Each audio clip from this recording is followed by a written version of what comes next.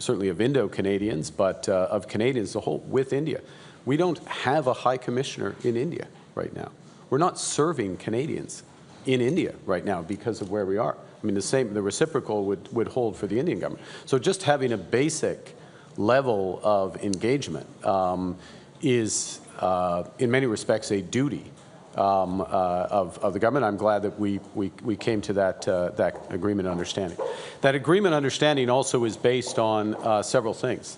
The law enforcement cooperation, which Claire said, understanding of issues of transnational repression, which were discussed not just at the G7 but also in the discussions the Prime Minister and I had. Look, I'd never make it a policy to give a line-by-line transcript readout of exactly what's said in a meeting, and I'm not about to start now. Next question. Prime Minister, good afternoon. Greg Quinn with Market News. I have a document showing some of the fiscal plans for this year. Look at that. It looks like it's written on a napkin, Greg. Well, I don't know whose napkin it is. It said there's a contingency borrowing authority. Is that the opposition's fiscal plan? No, it's finances. It says there's a contingency or an option to borrow 95. What kind of shop are you running? Sorry, Greg. I'm sorry. I respect. Yeah. Just the executive summary. That's the executive summary. Okay, start again. You have a document. I'm sorry. I treat it with. It outlines fiscal plans for this year, and it mentions an option to borrow up to $95 billion, excuse me, to cover geopolitical risk. You know, we're in the middle of some delicate trade talks with the U.S. I just wondered, in these circumstances, why do we need to set aside that amount of money to get through this? Well, in all seriousness, obviously, by my response to your document, I haven't seen what you're talking about, so you're asking me to comment on something I haven't seen, full stop. Then I'm going to tell you something you already know, which is that any responsible government makes contingency plans. The world is in a trade war. The world's in a trade war that is running a risk of a global recession. And if I would note, and you don't need to take it from me, I'll quote the chair of the Federal Reserve this week, who highlighted the risks of stagflation, in other words, inflation. In their judgment, Federal Reserves, what do they know? But this is what they think, that inflation is going up and growth is going to slow in the United States. The world's in the middle of a trade war and several wars, actual wars, including wars that can have quite significant implication for commodity prices, global growth, aside from the human cost that comes with them. Any responsible government, any responsible organization makes contingency plans for those circumstances. Secondly, I'd like to turn to talk of making Canada an energy superpower. Yep. Danielle Smith has said, you know, there could be a referendum next year, and the legislation around that is 170,000 people can put that on the ballot. You know, Brian Mulroney once perhaps referred to rolling the dice with the future of Canada. Is it appropriate for that few people to put the fate of a G7 nation in the balance? I see what you're trying to do. Look, the province of Alberta, provinces make determinations on the rules governing referenda, voter plebiscites, other factors, and they can make determination on how they come into force.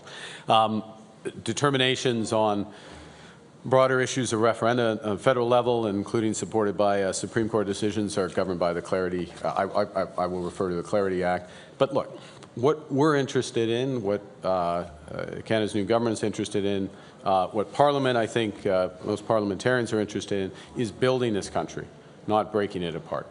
It's working together, working with Indigenous peoples, working with provinces, working with labor, working with business. We have many, we have this threat, this realizing from the U.S. that regardless of what outcome we get, I mean, it matters what agreement we get, but it's changing the world of trade. It is changing the outlook for the global economy in not just immediate, but the medium term.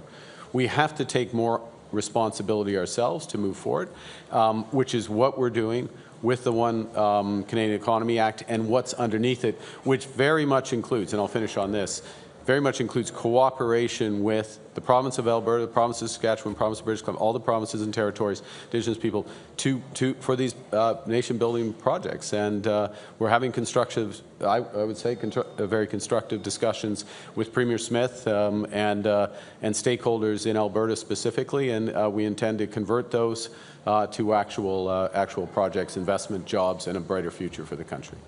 We'll have time for one last question. Dernière question. Minister Michael Couture with CTV News. The Haute Commission and now the CSIS report says that India is one of the main perpetrators of foreign interference and espionage in Canada. I know you don't want to give a line-by-line conversation about what you had with Prime Minister Modi, but given how this does affect Canadians very personally, what did you say to Prime Minister Modi about it, and did you tell him to stop it?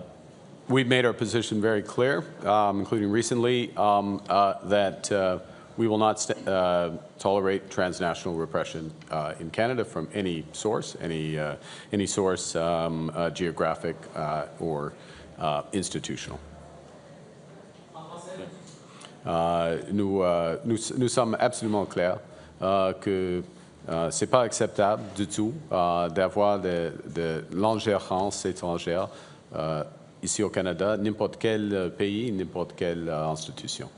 I want to ask you about the conflict in the Middle East and whether or not you support the U.S. directly striking Iran in the goal of diminishing their nuclear capacity. And say the following, which is that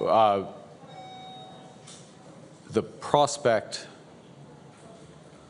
in any sense of that word, of Iran having a nuclear weapon is fundamentally destabilizing to peace in the Middle East and broader peace and stability in the world.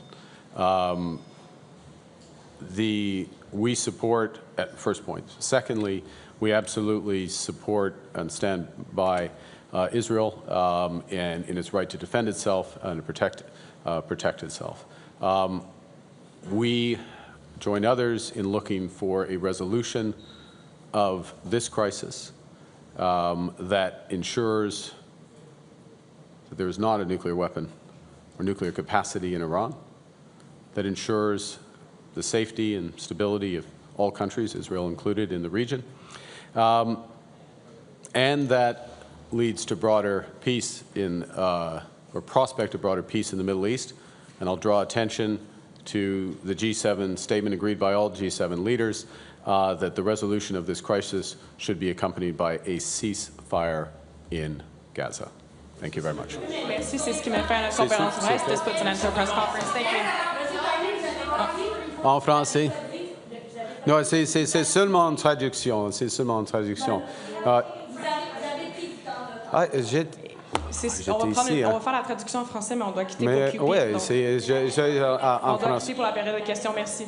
C'est fait. Merci tout le monde. Bonne journée.